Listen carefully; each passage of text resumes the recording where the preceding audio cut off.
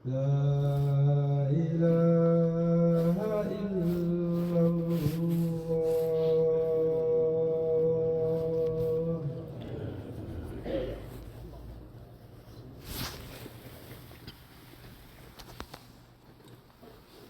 الحمد لله نحمده ونستعينه ونعوذ بالله من شرور أنفسنا ومن سيئات أعمالنا. من يهد الله فهو المهتد ومن يضلل فلن تجد له وليا مرشدا.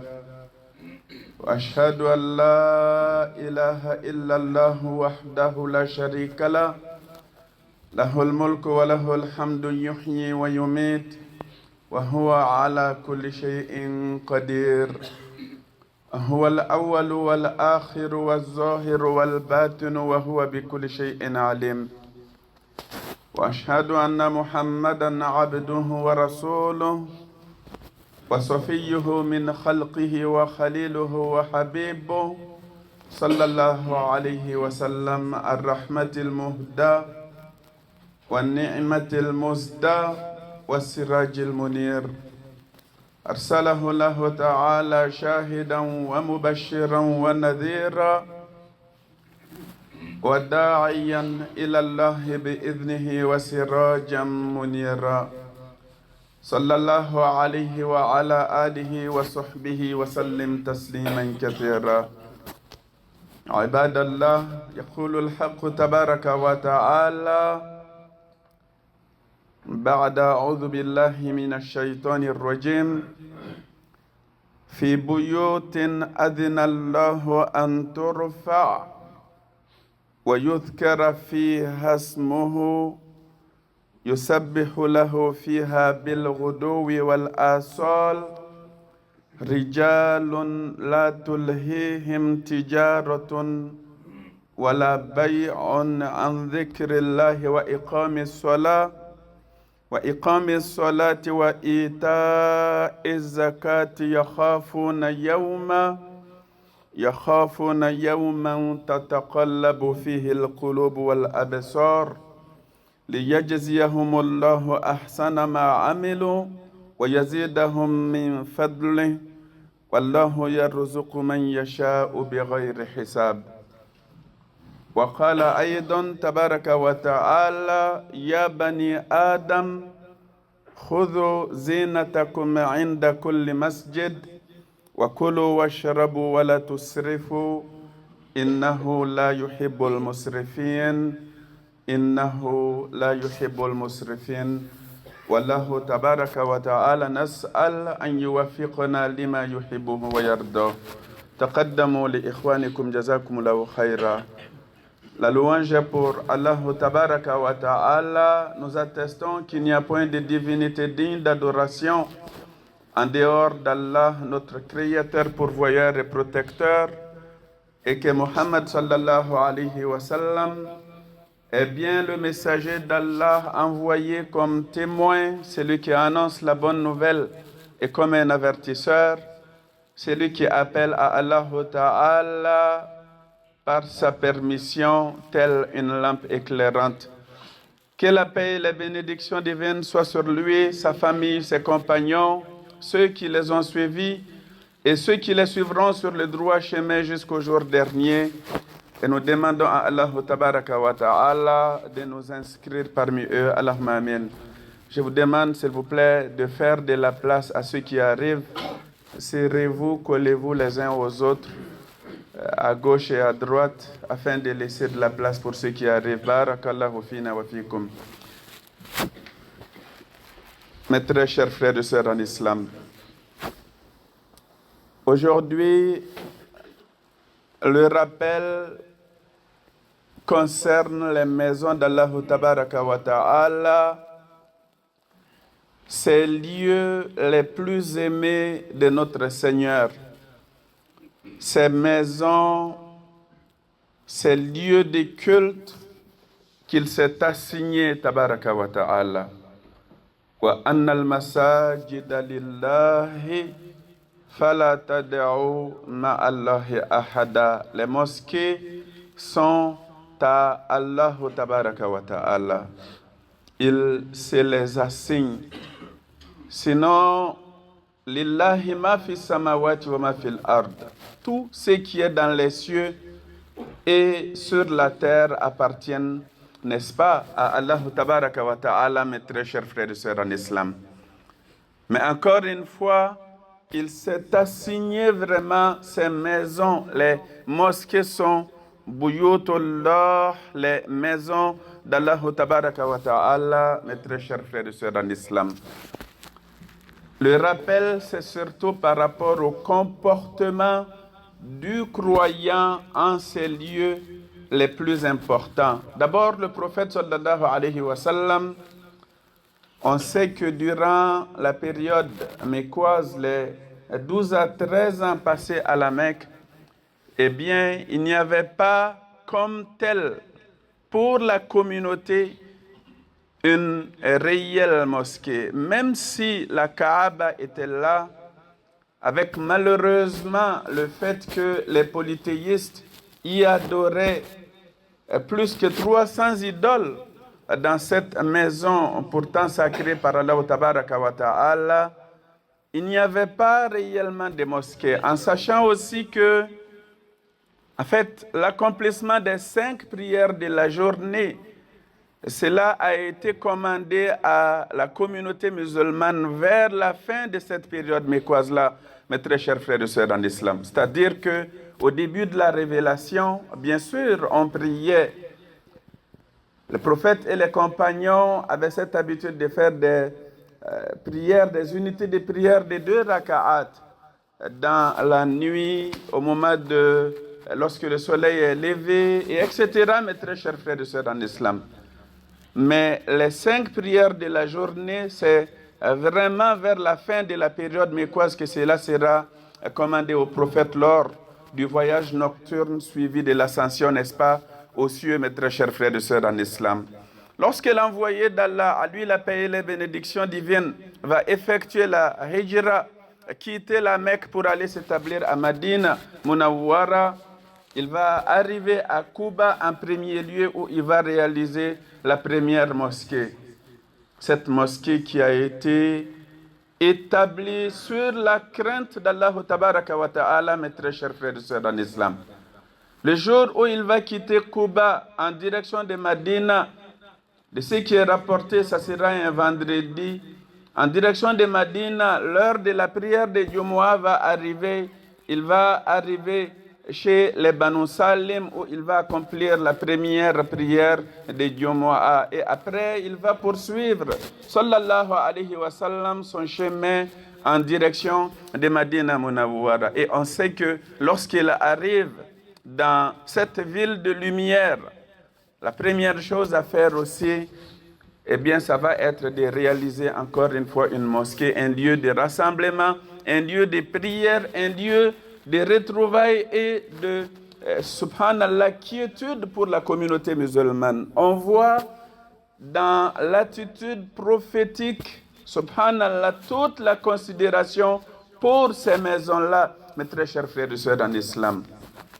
Et le Coran al-Karim, dans Surat An-Nur, Allah tabaraka wa ta'ala nous rappelle cela dans les maisons qu'Allah a permis qu'on s'élève. Nous devons nous élever, Allahu Akbar, dans les maisons d'Allah tabaraka wa ta'ala où son nom est invoqué.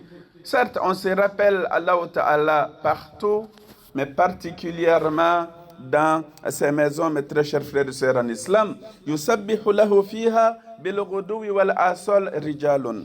Le glorifie en ces maisons-là, n'est-ce pas, matin et après-midi, des hommes dont, subhanallah, ni le négoce, ni le troc ne distrait de l'invocation d'Allah tabaraka wa ta'ala, de l'accomplissement de la prière, de l'acquittement de la zakat, et qui redoutent un jour où les cœurs seront bouleversés ainsi que les regards, mes très chers frères et sœurs en islam. Ça, c'est la fonction principale, Allahu Akbar, de ces maisons-là, mes très chers frères et sœurs en islam. Une fois que cela est rappelé, eh bien, comment Le croyant musulman, il doit se comporter avec ces maisons-là, avec ces lieux-là, dans ces maisons-là, lorsqu'il s'y retrouve, mes très chers frères et sœurs en islam. Eh bien, la première chose, déjà, quand on quitte chez nous, il nous est fortement recommandé de faire les ablutions, nous mettre en état de pureté rituelle. Sinon, à l'arrivée à la mosquée, bien évidemment, il faut descendre au niveau des toilettes, faire ses ablutions, et avant de s'asseoir, si ce n'est pas le moment d'une prière obligatoire, nous sommes appelés à faire 2 raka'at, n'est-ce pas, de tahiyat al-masjid, mes très chers frères et sœurs en islam. Cela aussi montre la considération que nous avons pour ces maisons-là.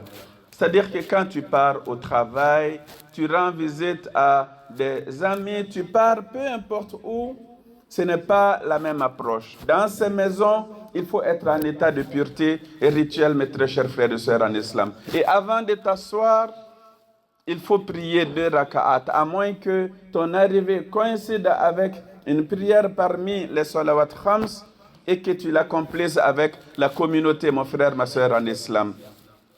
Quand on est dans ces maisons-là, mes très chers frères et sœurs en islam, nous devons maintenir l'ordre. L'ordre est islamique, l'ordre est musulman, mes très chers frères et sœurs en islam. Quand on rentre dans ces maisons-là, il ne faut pas rester en arrière. Il ne faut pas rentrer dans la mosquée et rester en arrière. On le sait que la préoccupation est là parce que après la prière de la Jumu'ah, par exemple, il faut que les gens retournent au travail, etc. Mais dans le comportement du croyant, quand on rentre dans les mosquées, on doit aller en avant. Commencer déjà à former les rangs, même si ce n'est pas l'heure de la prière, mes très chers frères et sœurs en islam. Afin que, subhanallah, arrivé l'heure de la prière, l'ordre soit déjà établi. Parce que cela fait partie de la sunna du prophète lorsqu'on fait le iqamatus salat, d'appeler les croyants à se mettre dans les rangs comme il faut, de respecter l'ordre, de combler les espaces entre eux, de se coller les uns et les uns. Al-maniqabu bil-maniqab wa saqu bil-saq wal-qadam bil-qadam. Ça fait partie de la sunna du prophète alayhi salatu wa salam. Et on n'a pas à prendre les distances les uns avec les autres. Et cela exige de nous un autre comportement en plus de la propriété, mes très chers frères et sœurs en islam. Ça, c'est, subhanallah, de bien sentir. Tu n'es pas obligé de te tremper dans le parfum, mais quand même, c'est la sunna du prophète que de bien sentir, mes très chers frères et sœurs en islam. C'est pour cela que la recommandation nous est faite, même lorsqu'on a consommé certains types de produits. Bien sûr, on aime citer l'ail et d'autres, comme cela est relaté dans les hadiths. Mais en dehors de cela, quand tu sais que l'odeur que tu dégages en ce moment pourrait être dérangeant, eh bien, il faut faire attention parce qu'en venant chercher des hasanats dans les maisons d'Allah tabaraka wa ta'ala, tu pourrais quand même avoir des sayyi'ah. Malheureusement, il faut être propre dans les maisons d'Allah tabaraka wa ta'ala. L'hygiène, la propreté, la bonne odeur, mes très chers frères et sœurs en islam, il le dit. Ce que j'ai aimé de votre bas monde, le parfum et les femmes, tandis que on a établi la douceur de mon cœur, la fraîcheur de mes yeux, Allahu Akbar, dans la prière, c'est-à-dire dans ma relation avec mon Seigneur. Donc il faut bien sentir, mes très chers frères et sœurs en islam. À défaut de cela, n'est pas dérangé autrui par l'odeur qu'on pourrait dégager. Une autre chose qui est essentielle, mes très chers frères et sœurs en islam, c'est nous-mêmes, notre comportement dans la prière. Beaucoup de gens prient des fois, on porte un petit chandail qui s'arrête au niveau de la hanche, etc., ou des t-shirts qui ne sont pas suffisamment longs, des chemises, etc. Et lorsque les gens sont dans le ruku et dans la génuflexion, l'inclination, eh bien les personnes qui sont en arrière voient des fois la naissance d'eux, des fois une partie d'eux, etc.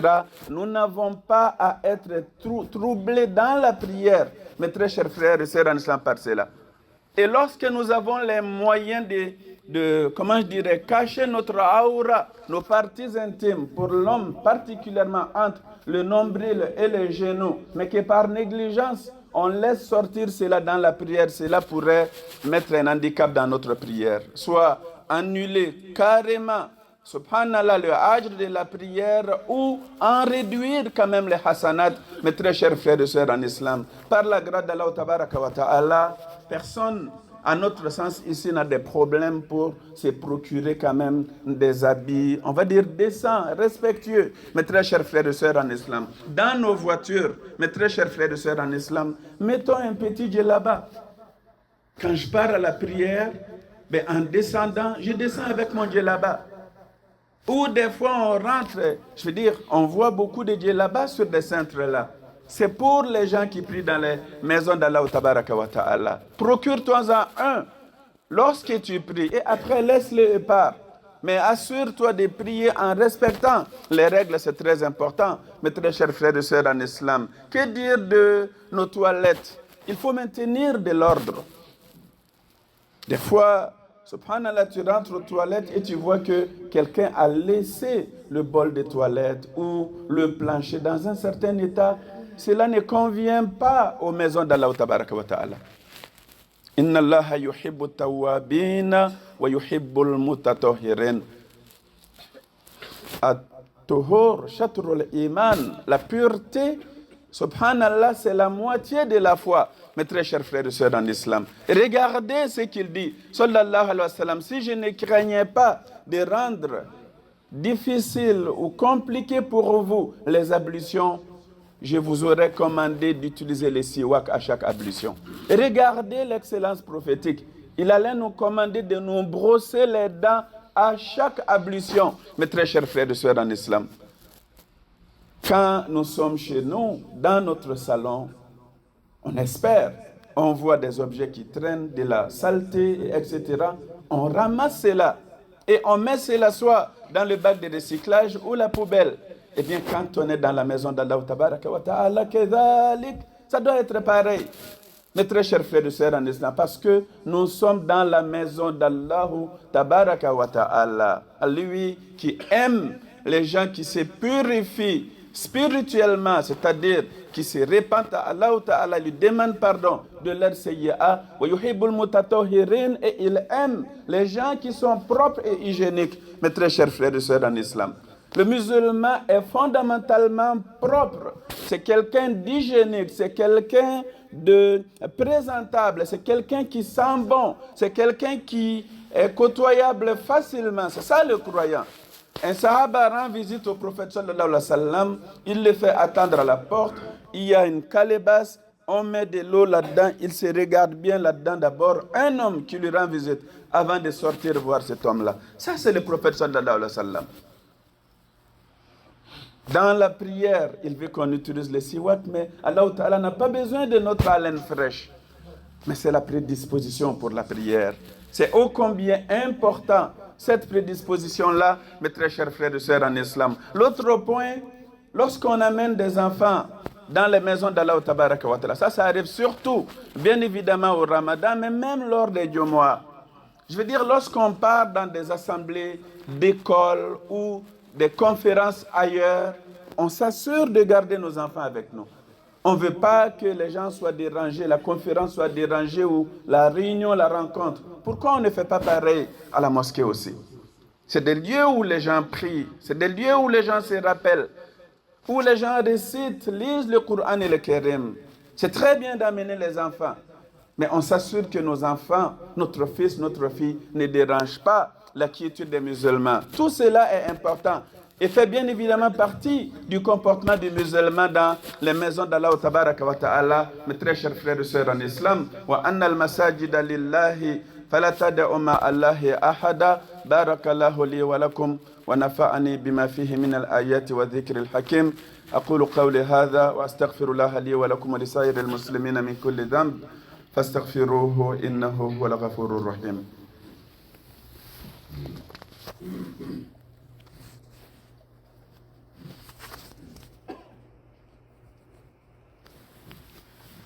الحمد لله رب العالمين وصلى الله وسلم وبارك على سيد المرسلين وعلى آله وصحبه وسلم تسليما كثيرا. Les mosquées, une maison pas comme les autres. Quand on rentre dans la mosquée, on rentre par le pied droit et en faisant le dua qui nous a été enseigné par le messager d'Allah, alayhi afdalus salat wa salam. Quand on rentre dans la mosquée, on peut dire Bismillahi wa salat wa salam ala rasulillah. Allahumma ghafir li dhunubi wa aftah li abwaba rahmatik. Et quand on sort de la mosquée aussi, on doit faire le dua wa aftah li abwaba fadlik à la fin de notre invocation, mes très chers frères et sœurs en islam. Quand tu es assis dans la mosquée et que tu es dans l'attente d'une autre prière, même si tu es tout bonnement assis, tu n'as pas le mushaf en main, tu es seulement en état de pureté rituelle, tu es considéré en prière, mon frère, ma soeur en islam. Et les anges ne cessent de faire des doigts pour toi. Oh Allah, pardonne-le. Oh Allah, fais-le miséricorde. Oh Allah, pardonne-le. Oh Allah, fais-le miséricorde. Si les gens savaient, comme le prophète il dit, ce qu'il y a dans les premiers rangs et le côté droit, sinon le iqamatus salat, et qu'il n'avait que le tirage au sort pour décider qui aura le privilège d'être dans le premier rang ou de faire le adhan, mes très chers frères et sœurs en islam, ils allaient avoir recours, Allahu Akbar, au tirage au sort. Pour nous montrer l'importance de cela, mes très chers frères et sœurs en islam, fréquentons régulièrement les maisons d'Allah Tabaraka wa Ta'ala. Pas seulement les Jumu'ah, mes très chers frères et sœurs en islam. Ayons du temps pour notre dîn, ayons du temps pour la fréquentation des maisons d'Allah Tabaraka wa Ta'ala et venons dans ces maisons avec nos enfants. Mes très chers frères et sœurs en islam, si les parents que nous sommes ne montrent pas la voie de la mosquée ici en Occident à leurs enfants, qui va leur montrer cela, mes très chers frères et sœurs en islam?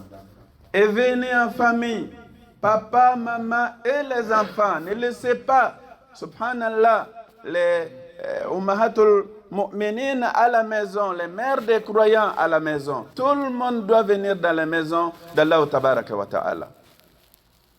Et le prophète sallallahu alayhi wa sallam, parmi les gens qui seront à l'ombre, en dehors duquel il n'y aura pas d'autre ombre yawm al-qiyamah, wa dhakira minhum rajulun qalbuhu subhanallah mu'allaqun fil masajid aw kama qala sallallahu alayhi wa sallam. Il a récité parmi eux un homme dont le cœur est attaché non pas à la mosquée mais dans la mosquée. Mu'allaqun fil masajid. Son cœur, il est prisonnier en fait dans la mosquée. Allahu Akbar. Soyons des prisonniers dans la maison d'Allah Tabaraka wa Ta'ala, mes très chers frères et sœurs en islam. Inna Allaha wa malaikatahu yusalluna ala nabi ya ayyuhalladhina amanu sallu alayhi wa sallimu taslima. اللهم فصل وسلم وأنعم وبارك على عبدك ورسولك محمد صاحب الوجه الأنوار والجبين الأزهار، وارض اللهم عن أئمة الخلفاء الأربعة أبي بكر وعمر وعثمان وعلي، وعن بقية صحابة نبيك أجمعين، وعنا معهم برحمتك يا أرحم الراحمين. اللهم أصلح لنا ديننا الذي هو عصمة أمرنا، وأصلح لنا دنيانا التي فيها معاشنا، وأصلح لنا آخرتنا التي إليها معادنا، واجعل الحياة زيادة لنا في كل خير، والموت راحة لنا من كل شر، وأجرنا اللهم من خزي الدنيا وعذاب الآخرة يا رب العالمين.